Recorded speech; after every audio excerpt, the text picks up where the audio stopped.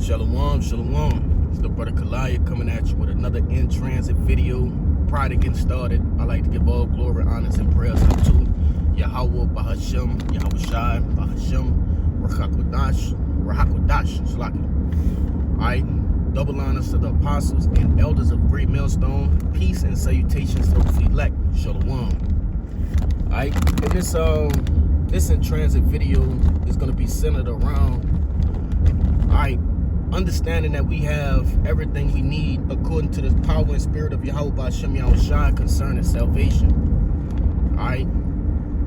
Now, a particular situation came about, and I thought it would be an excellent time to use this specific topic, to kind of go into and expound on the fact that, we don't need any other books. We don't need any, the Bible don't need no help, man. Pretty much. Okay?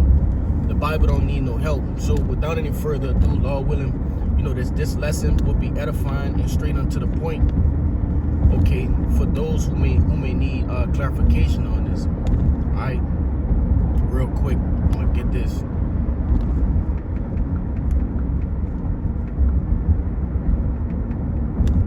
Alright, this Ecclesiastes 12:12.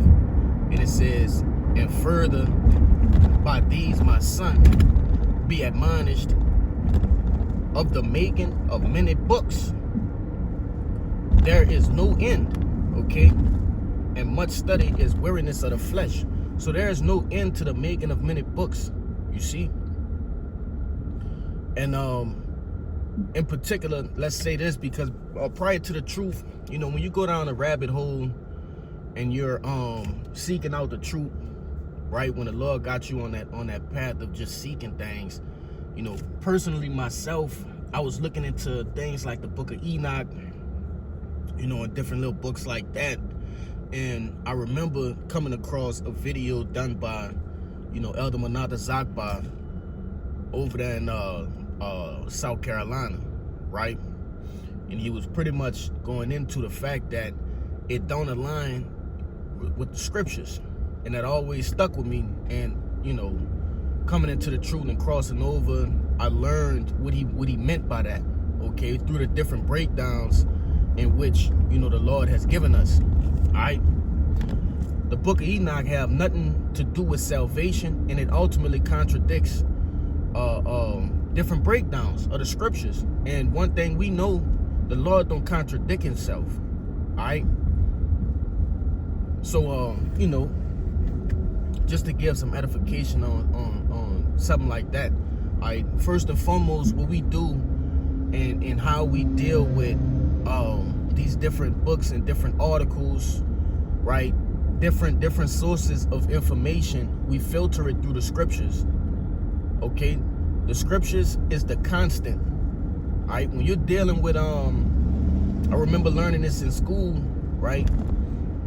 When you deal with science and experiments, there's something called a constant, all right? That constant variable in our particular case is the scriptures, okay?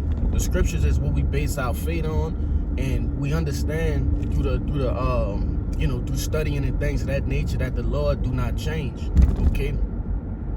So what we do is, put these other, books against the scriptures and see how it pan out, okay? Obviously using, wisdom, but I'm gonna grab this other scripture.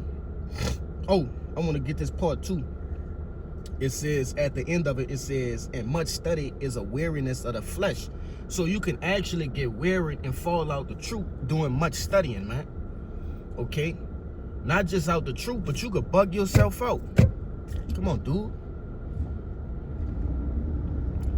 Fucking playing around and shit. You can actually bug yourself out. That's how you see these other people, going too far into the crystals and the herbs and, calling on, these different names of idols and shit like that. They didn't bug themselves out, man. They didn't bug themselves out, and they're weary, okay, in the flesh. All right? But, let me grab this. Damn, it was something in particular that I said. I wanted got a scripture on. Fuck it, I'll just get oh, I remember.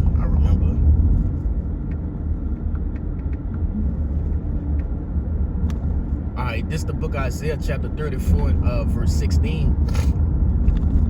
And it reads, it says, "Seek ye out of the book of the Lord and read. No one of these shall fail." Talking about the prophecies, man. Okay, when you want to seek out knowledge, wisdom, and understanding, you seek out the book of the Lord, which is the Bible. Okay, that's how you deal. All right, according to the scriptures. All right, you don't need no other book to pretty much validate the scriptures.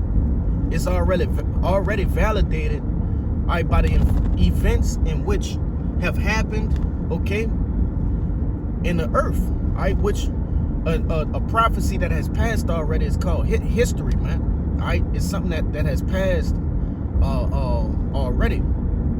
You see, and through the the history of the earth, we can see that the Bible is true. All right, the different events, okay, and things of that nature. But it says none of these shall fail. Talking about what? All right, the prophecies, man. None of the prophecies shall fail. None of them have failed, and none of them will fail. All right, they're all true because they're orchestrated by the one true power of the heavens and the earth, man, Yahweh. Okay, by Hashem Yahushua. You see, it says, "None of these shall want her mate, for my mouth it hath commanded, and his spirit it hath gathered them." All right, it says none of these shall want her mate, so none of these books can contest the scriptures or confound the scriptures. All right, only those that are imparted of wisdom, okay, can confound themselves. You see, and that's another mystery in itself. Hey, the Bible is not a book for every man and every woman to get. It's allotted to a select few, okay, which those few are called what? The elect, man.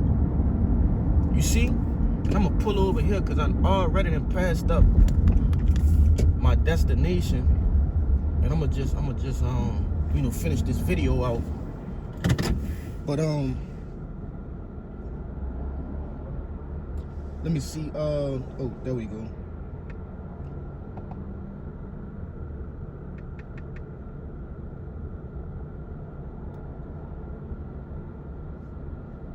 It's like you bear with me.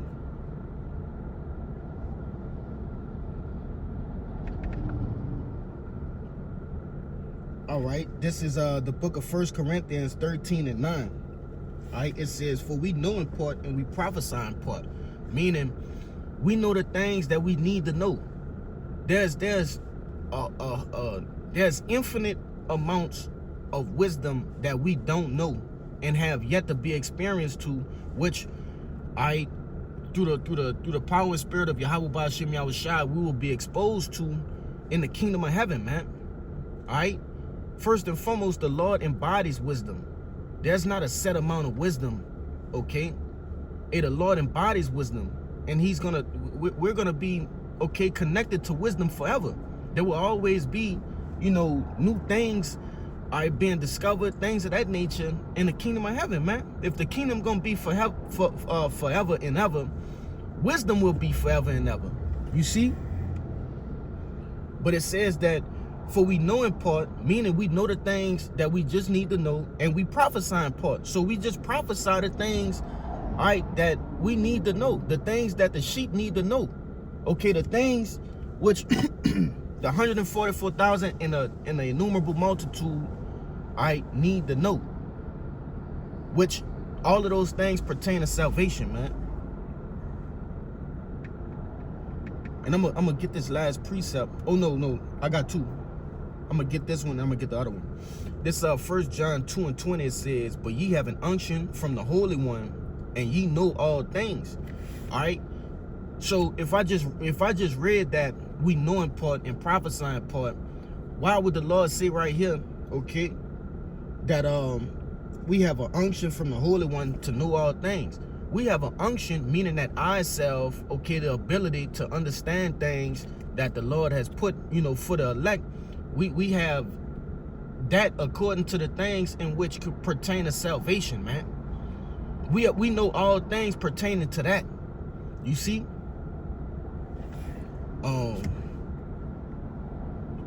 Here go the last precept.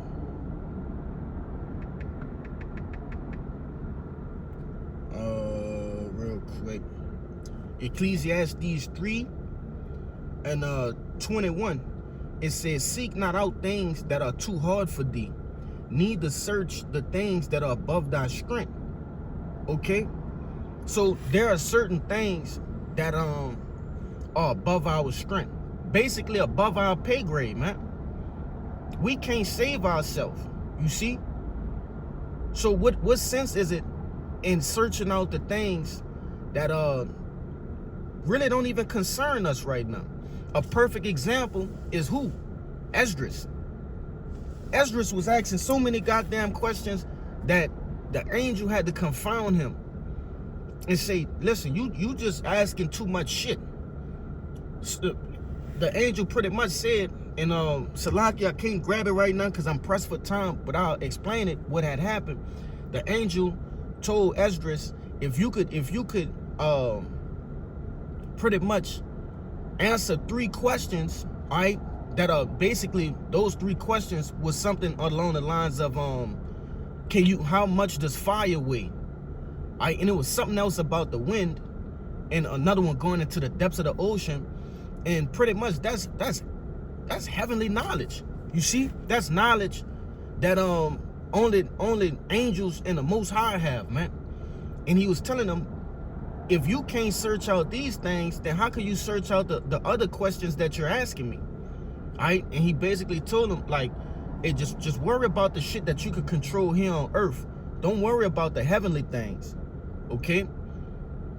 So you know, with that being said, man, hey, just work on, you know, whomever this may concern, work on the things in which pertain to salvation, because those are the things that are immediate to us right here, right now. All right, those that believe, man. Let those other people bug out with the things, all right, the other philosophies and doctrines that run this world. You know, so that was my piece on that. You know, Lord willing, this lesson was edifying, first and foremost, to the hopefully elect, man. All right, and those that cling unto the body. So prior to getting out of here, I'd like to give all glory, honors, and prayers unto Yahweh, Bahashem, Yahweh Shai, Bahashem, Rachak Wadash. Double honors to the apostles and elders of Great Millstone. Peace and salutations to the hopefully elect. Shalom and a